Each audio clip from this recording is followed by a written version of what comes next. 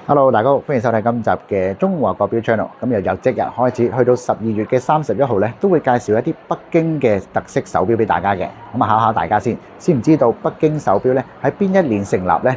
咁其實咧就係1958年。咁之前為咗慶祝品牌成立60週年咧，北京錶咧就特意推出咗前鋒系列嘅60週年嘅色彩陀飛輪。咁一共咧就有3隻顏色，咁而每隻顏色限量咧都係300隻。咁如果大家係有收藏開手錶嘅話咧，就可以考慮下呢一款北京嘅手錶啦。咁首先就同大家講下點解北京手錶會揀呢3隻顏色作為錶盤嘅主色呢？其實每一隻顏色咧都蘊含咗濃厚嘅東方文化嘅屬意。咁而第一隻咧就係深綠色，咁靈感咧就係嚟自於翡翠。咁喺中國嘅玉石文化當中咧，翡翠就係代表住尊貴啦同埋吉祥，象徵住呢一個福祿同埋平安如意。咁而古代嘅朝珠同埋如意嘅飾物咧，都經常用呢一個顏色。咁而第二隻顏色咧就係玄色啦，咁即係黑色。咁名自於呢一個玄武，代表住玄衣分上。咁而呢一個分色咧，其實就係黃中帶紅，淺紅色。咁佢就係象徵住天與地。咁喺古代帝王嘅禮服咧，都係專用呢一個顏色，咁就充滿咗呢一個權威感。咁而最後一個顏色咧就係呢一個天色，即係深藍色，咁象徵住天空嘅崇高。歷代嘅帝王咧都係特別鍾情呢一種顏色。咁而北京錶咧就更加喺錶盤上邊咧加入咗呢一個前變嘅效果，咁啊令到更加有呢一個視覺效果，層次感咧就慢慢咁走晒出嚟啦。咁機身方面咧就配搭咗北京自家研發嘅 TB012手動上鏈嘅陀飛輪機芯。咁而陀飛輪位於6點嘅位置，上邊咧就刻有呢一個靈燕嘅圖案。咁喺中國文化中咧，靈燕就係代表住吉祥同埋幸福。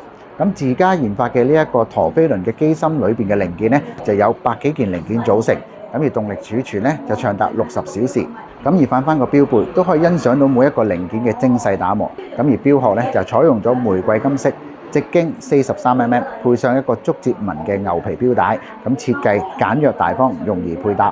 咁除咗60週年嘅呢一個限量版之外咧，北京錶每年都會推出一啲生肖嘅手錶。咁而今次咧，我哋就睇下呢一個豬年同埋呢個鼠年兩款嘅特別版。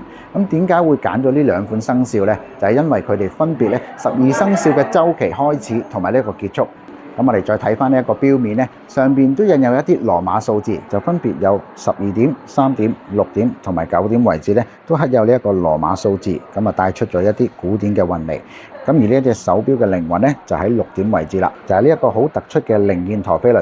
咁而呢兩款咧，都配帶有一個風馬皮嘅錶帶。咁當你哋戴上呢隻手錶嘅時候咧，啲添加咗一啲古典嘅韻味。好，咁頭先所介紹嘅所有北京錶嘅陀飛輪咧，都有特別嘅優惠。咁而呢一個前鋒系列60週年色彩嘅陀飛輪咧，原價就係28,800，咁而家嘅優惠價咧就係13,800蚊，差唔多半價就可以帶走啦。咁啊，至於呢一個生肖錶嘅話咧，原價就係19,800蚊，同樣都係13,800蚊嘅呢個優惠價。咁直至嘅優惠咧就去到12月31號。嗱，咁如果大家對呢一款手錶感興趣嘅話咧，就不妨即刻嚟到我哋嘅佐敦如畫國貨嘅中華國錶度把握下機會啦，試戴下或者係試玩下都可以。好啦，咁我哋又係時候同大家講再見啦，拜拜。